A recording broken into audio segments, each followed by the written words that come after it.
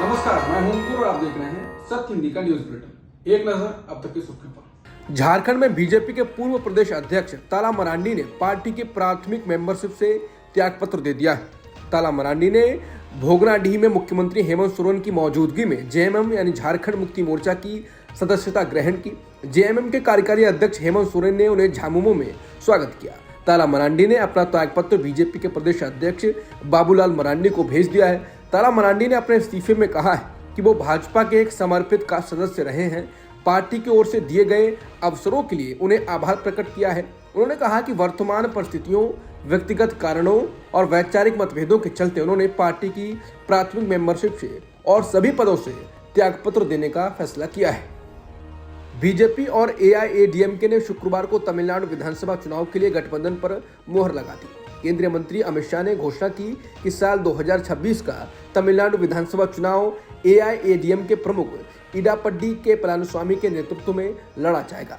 अमित शाह ने कहा कि 1998 से एआईएडीएमके एनडीए गठबंधन का हिस्सा है और लंबे समय तक मोदी जी और महान जयललिता जी ने साथ मिलकर राष्ट्रीय राजनीति में काम किया है। शाह ने यह स्पष्ट किया कि चुनाव में एआईएडीएमके की कोई शर्त और मांग नहीं है। इलाहाबाद हाईकोर्ट ने एक वकील अशोक पांडे को 6 महीने जेल और 2000 रुपए का जुर्माने की सजा सुनाई है। वकील ने जजों के खिलाफ ओपन कोर्ट की कार्रवाई के दौरान अपमानजनक भाषा का इस्तेमाल किया था। जस्टिस विवेक चौधरी और जस्टिस ब्रजराज सिंह की बेंच ने वकील पांडे से यह भी पूछा क्यों ना उन्हें 3 साल के लिए हाईकोर्ट में वकालत करने से रोक दिया जाए। इसके बाद सोशल मीडिया पर टिप्पणियां की जा रही हैं कि राहुल गांधी की नागरिकता पर हाईकोर्ट में याचिका दाखिल करने वाले एडवोकेट अशोक पांडे ही हैं। उनको ही इलाहाबाद हाईकोर्ट ने 6 महीने की जेल की सजा सुनाई है। महाराष्ट्र में पिछले साल विधानसभा चुनाव हुए थे।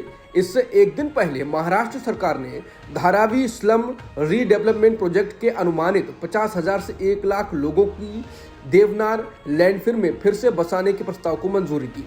ये जगह मुंबई के सबसे बड़े कचरा डैम्पों में से एक है। ये प्रोजेक्ट अडानी ग्रुप और महाराष्ट्र सरकार दोनों की तरफ से चलाया जा रहा है। इंडियन एक्सप्रेस की रिपोर्ट के मुताबिक फील्ड विजिट और इस ऐतिहासिक प्रोजेक्ट से जुड़े अधिकारियों के इंटरव्यू से पता चलता है कि सीपीसीबी ने पर्यावरण को लेकर जो मानदंड और दिशा निर्देश बनाए हैं ये उसके बिल्कुल उलट है। दरअसल एक बंद लैंडफिल में डेवलपमेंट प्रोजेक्ट के लिए सीपीसीबी के 2021 के दिशा निर्देशों के अनुसार अस्पताल, आवास और स्कूल जैसी सुविधाओं को लैंडफिल के अंदर नहीं बनाया जा सकता है और इसकी सीमा से 100 मीटर का नो डेवलपमेंट जोन अनिवार्य है। लेकिन देवनार कोई बंद लैंडफिल नहीं है, इसके बजाय ये एक एक्टिव लैंडफिल है। ये जहरीली गैसें और लीचेट छोड़ता है, यानी धारावी से 50,000 से ज्यादा लोगों को बाहर निकाला जाएगा। अडानी ग्रुप पुनर्विकास के लिए इस झुग्गी बस्ती को अपने कब्जे में लेने जा रहा है और लोगों को सबसे जहरीले देवनार लैंडफिल में भेजा जाएगा।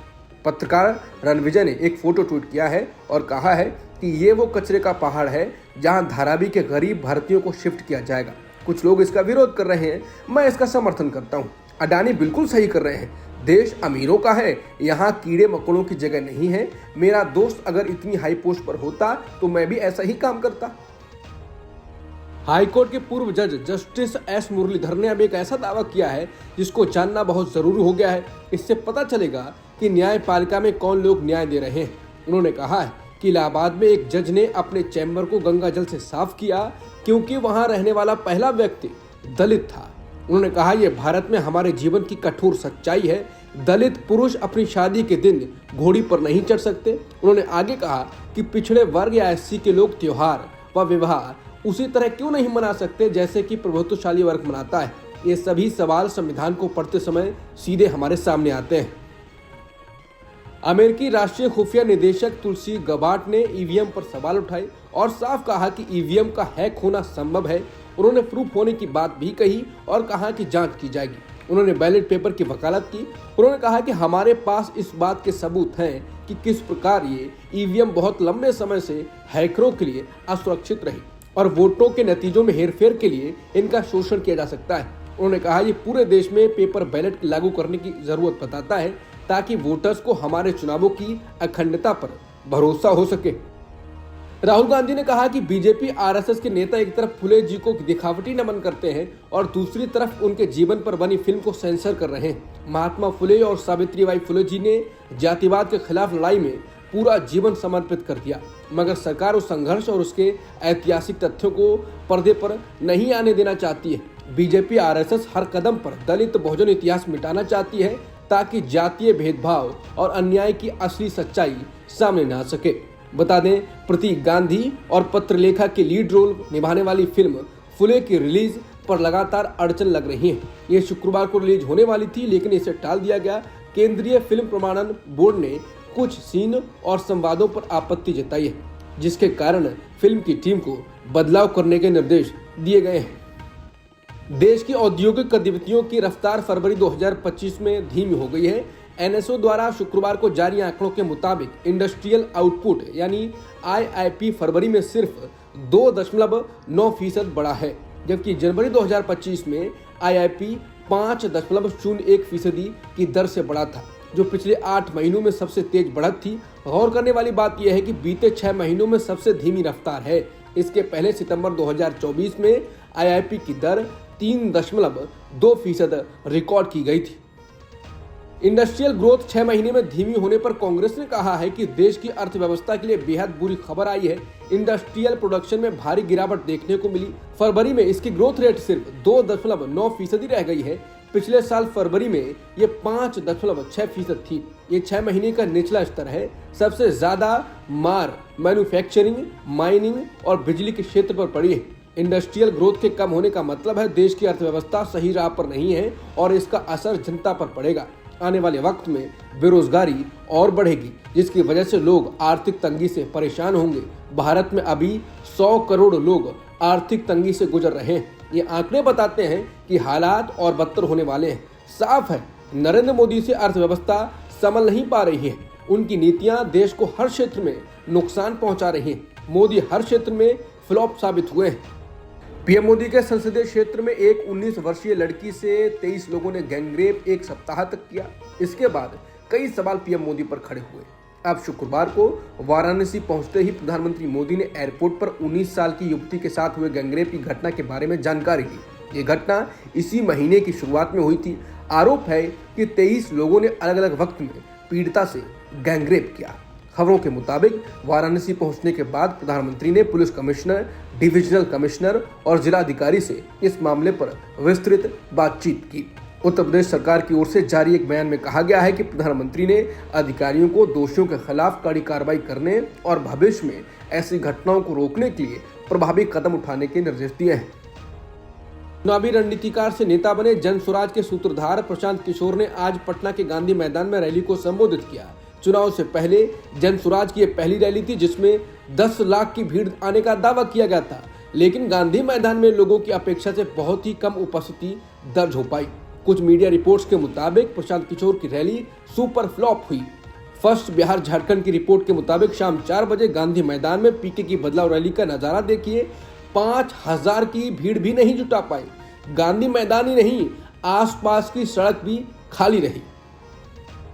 बिहार के पटना में कांग्रेस की पलायन रोको नौकरी दो यात्रा के दौरान पुलिस ने कांग्रेस नेता कन्हैया कुमार और पार्टी के अन्य कार्यकर्ताओं को हिरासत में ले लिया। कांग्रेस कार्यकर्ताओं को पदयात्रा के दौरान मुख्यमंत्री आवास की ओर जाने से रोके जाने पर पुलिस के साथ झड़प हो गई। यात्रा के दौरान पुलिस ने कांग्रेस कार्यकर्ताओं पर लाठीचार्ज किया और पानी की बौछारें भी की।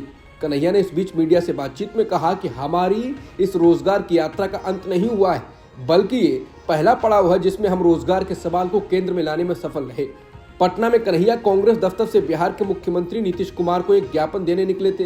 हिरासत में लिए जाने के बाद कन्हैया कुमार ने पत्रकारों से कहा कि हम वाटर कैनन नहीं मांग रहे थे, हम चाहते हैं कि पानी हमारे नलों में आए, लेकिन जब सरकार नलों में पानी नहीं देती तो विद्यार्थी और नौजवानों के ऊपर पानी चलाती है।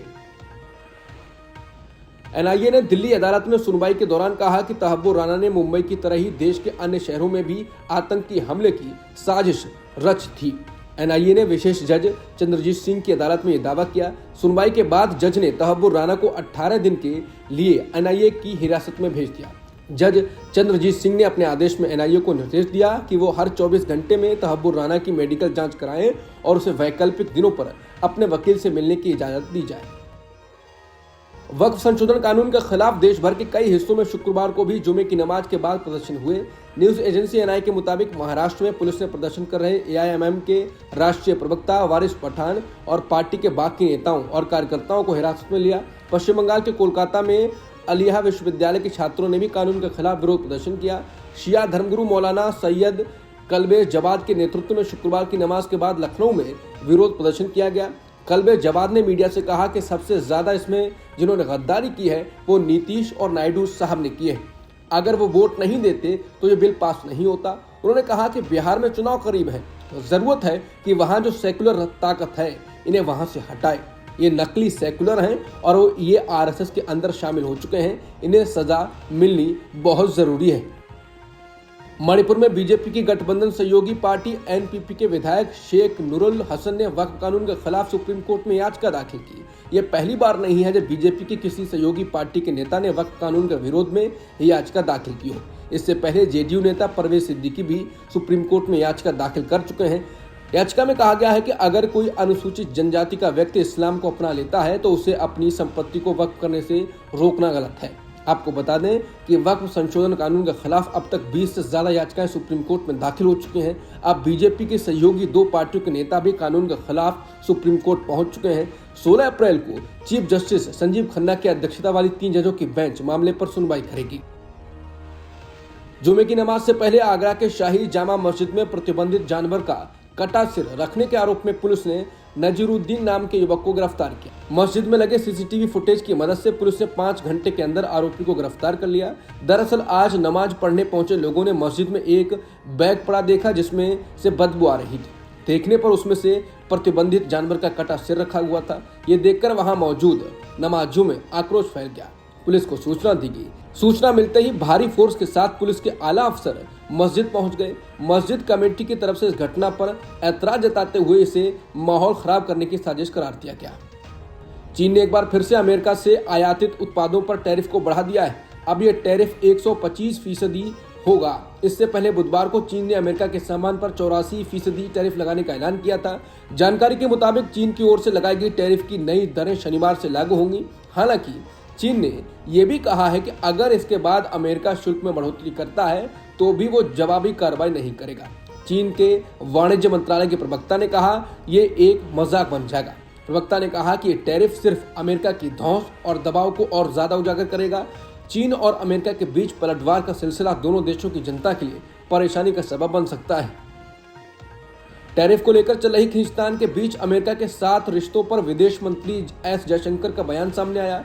टेक्नोलॉजी के एक समिट में उन्होंने कहा कि अमेरिका में नई सरकार बनने के 1 महीने के अंदर ही हमारे बीच ये समझ बन गई है कि हम एक आपसी व्यापार समझौता करेंगे। हम ऐसा हल ढूंढना चाहते हैं जो भारत और अमेरिका दोनों के लिए फायदेमंद हो। ये बातचीत लंबे समय तक खिंचने वाली नहीं है, क्योंकि पहले भी हमने 4 साल तक बातचीत की थी लेकिन कोई समझौता नहीं हो पाया। जयशंकर ने यह भी कहा कि पहले हम पर आरोप लगता था कि बातचीत में देरी हम करते हैं, लेकिन अब हालात उल्टे हैं।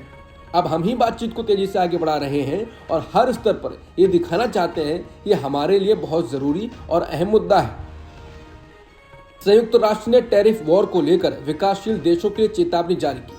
उसका कहना है कि टैरिफ का प्रभाव विनाशकारी हो सकता है।